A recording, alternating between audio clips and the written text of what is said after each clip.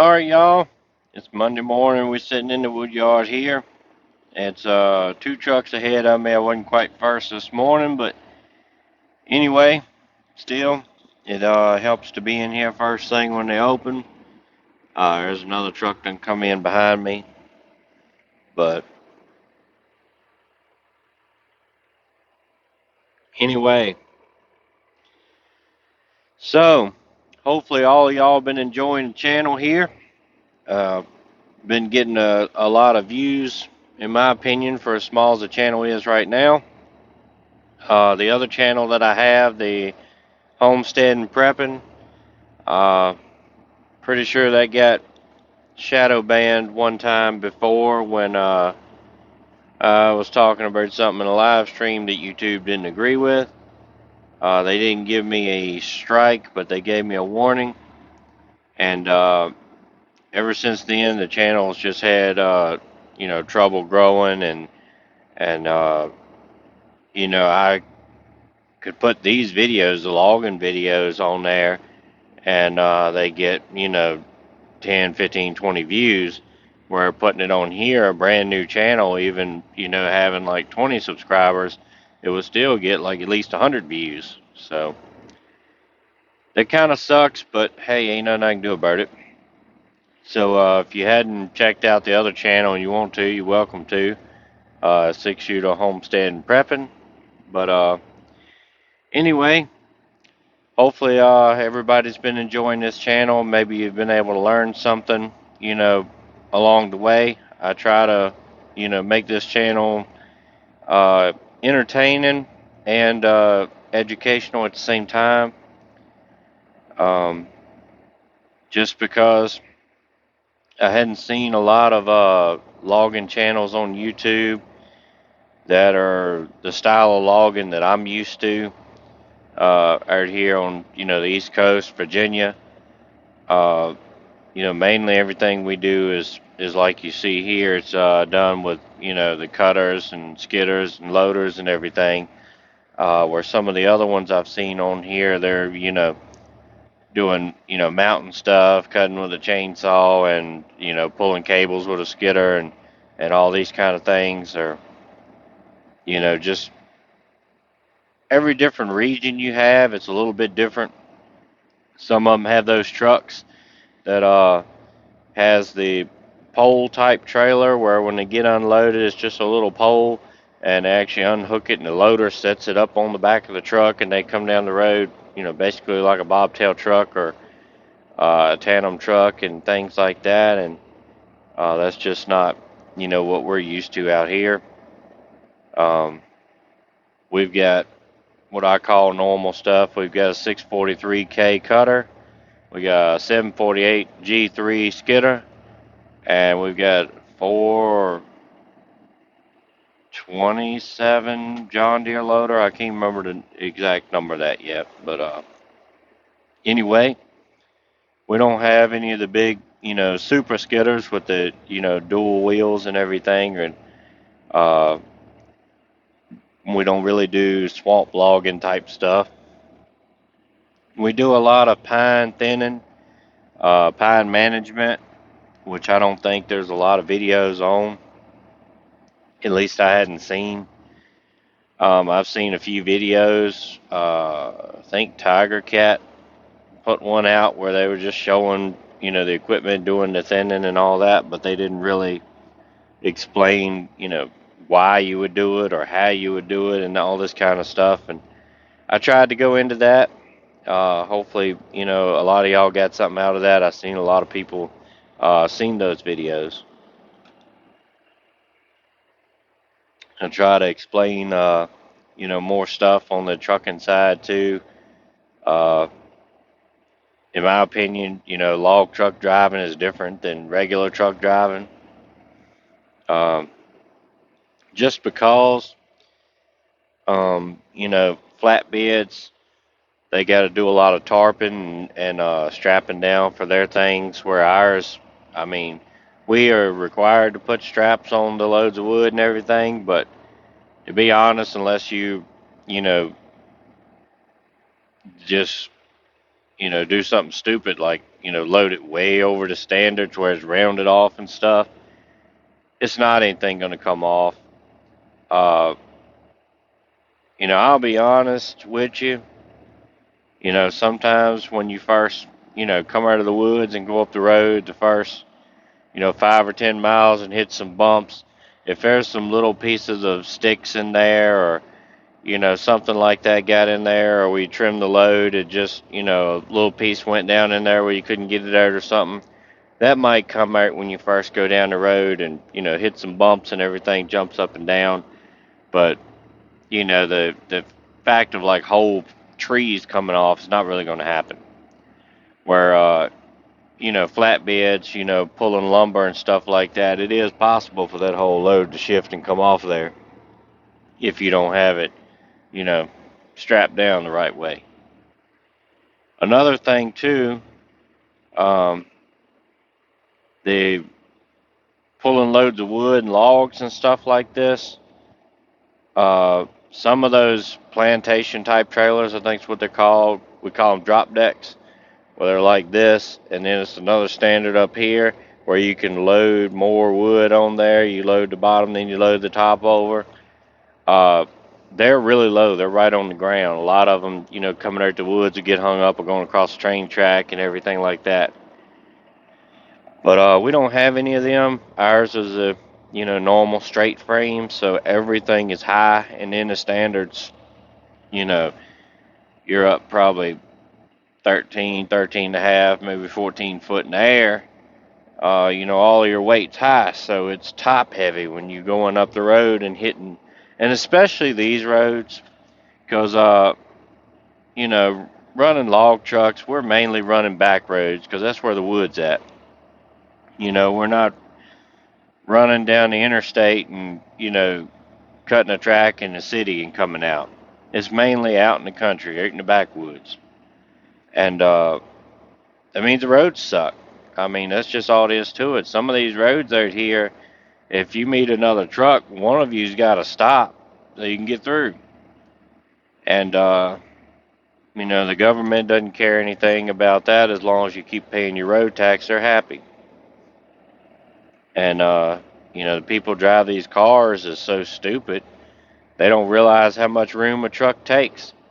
And, a lot of people hate on the trucks, hate on the log trucks, taking up all the road. Well, there's good ones and bad ones in everybody. Some trucks, they run too fast on these roads and things like that. But the majority of people are, the log trucks around here, are driving like you're supposed to. I mean, when I'm going down the road and I've got my truck and trailer all the way over to where I've only got that much pavement to play with on the side, that's as far as I'm going. You know, if the truck is empty, yeah, you may be able to get over on the shoulder just a little bit, but still, if it's wet, you can't do that. It'll suck you right in the ditch.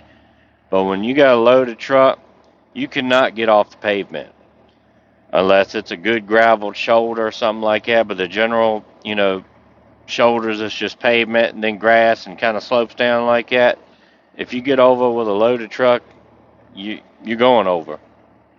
So once I get to that little, strip that I got my tires on, that's as far as I'm going. You gotta figure the rest out for yourself. But um, it's good days and bad days, aggravating days and all that. But bottom line, I more or less enjoy it. Honestly, it's all I've ever known. I've grown up in logging and everything like that, and it's just, just comes natural pretty much. But some days are better than others. The last few weeks have been hitting hard for one reason or another. This week has just sucked. I had to work last weekend moving the equipment to get to the new track.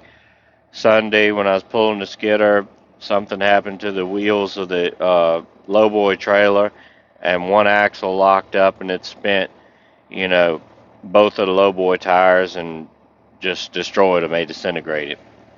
The hub locked up, And then these being the old school kind with the wedges and the valve stem being exposed, and these are tube tires too. So when it locked up, the brakes spent and it tore the valve stems out, which, flattened the tires and just disintegrated them out on the highway. So had to do some, being these old school tires and stuff, we called a few emergency service places, tire places, and nobody had them in stock, for one thing. Uh, Nobody that was on call even knew how to change these tires because these are old split rim trailer wheels, which are really dangerous. They're a two-piece wheel that kind of lock in together, and if it's not just right, when you pump it up, they will explode. So, um, I was 3.5 miles away from the new track we were going to, so I was almost there. And luckily, the guy that does the bulldozing work had his truck and trailer over there, and it's a trailer from the same era, so it's got pretty much the same wheels. So we were able just to steal them off to get me off the side of the road and get me up there and get the skidder off and drop a trailer and all that, and then put his tires back on, and we'll just have to get some tires later. But yeah, and just you know different things throughout the week going wrong, slowing you down. We had a ton of rain this week. It rained for like 24 hours one day and just made a mess. Then Wednesday, I had two tires blowered on the truck. The recaps on the back, the caps come off and just exploded. So I had to put some more tires on then and everything like that. And had a leak in my transmission. And I figured while I was taking it home and you know putting better tires on because I got my sister to bring some old slick ones just to throw on the side of the road. And then after I got the good tires that evening, I put them on and went ahead and fixed my transmission leak. Is a pan in the very bottom of the transmission. It was the gasket's bad. It was leaking around that, so took that off. Cleaned it all up and put the silicone gasket maker around it, and it's got like a gap like that, and then the plate goes around and kind of curves up. So I filled that whole flat thing in that ridge full of silicone, and put it back on, let it set up, fill the transmission back up with that extremely expensive fluid. This has a synthetic 50 weight being an automatic transmission, and the first bucket I bought a while back was castor oil, and that was like $220 a bucket. And then the one I got the other day was the O'Reilly store brand, but that was still 150 a bucket. But hopefully I won't have to buy no more of that. I had an airline. The little airline goes into the firewall into a push lock system, and it was leaking air. So I tried to fix it, couldn't get it fixed. Eventually I pulled it loose and drilled a little hole through the firewall. So I unhooked the line on the outside of the truck side and the inside, and put them together on one of them brass, couplers that you tighten up and it seals the line. Well, it's still leaking a little bit. I cut it off and redone it like 2 or 3 times, put new fittings on it, and it never would seal. So it's not leaking terrible, but it's leaking a little bit. I'm gonna have to get a better grade coupler or something, but uh, I'm gonna try to find a good push lock one, and maybe that'll seal it up. It's just a small 1/4 inch line. I have no idea why it has so much pressure on it, but yeah. Anyway, some days, some weeks, some months are better than others, but um, for whatever reason, I guess it may be just the nature of the beast, but ever since I've started logging, every year, right at Christmas time, everything just flies all to pieces. Then after you get through Christmas, holidays, and all, it usually gets a little bit better. We've been hauling. We're cutting on a hardwood track now, so we're hauling hardwood to a chip mill, and I guess everybody else is cutting hardwood too, because it's been every load you come in here now, you're gonna set an hour, hour and a half trying to get in and out and get unloaded and all that mess. So it's been slowing us down. They're only open to 5 in the evenings. They're not open all night like the OSB plant we were hauling to, where I could haul pine all night, but hardwood's not that way. But anyway, appreciate everybody watching. Hopefully y'all enjoy it and get something out of it and share these videos out. Like I say, I like to, you know, kind of be entertaining with what we do here. I mean, it's not scripted or anything, but I mean, some people just enjoy watching this kind of stuff and the machinery and the work and all that. But hopefully it's educational too, because a lot of, things to do with logging and log trucks and everything like that just gets a bad rap because people don't understand it. And, a lot of the hate and the bad rap is kind of brought on by us doing things not the way they should be done. Uh, you know, Tearing land up, rutting it up, trucks too fast on the road, running people over the road, stuff like that. But anyway, hopefully I can, help educate people and give you a glimpse into our world and see what goes on in the, logging industry. And other than that, appreciate everybody watching.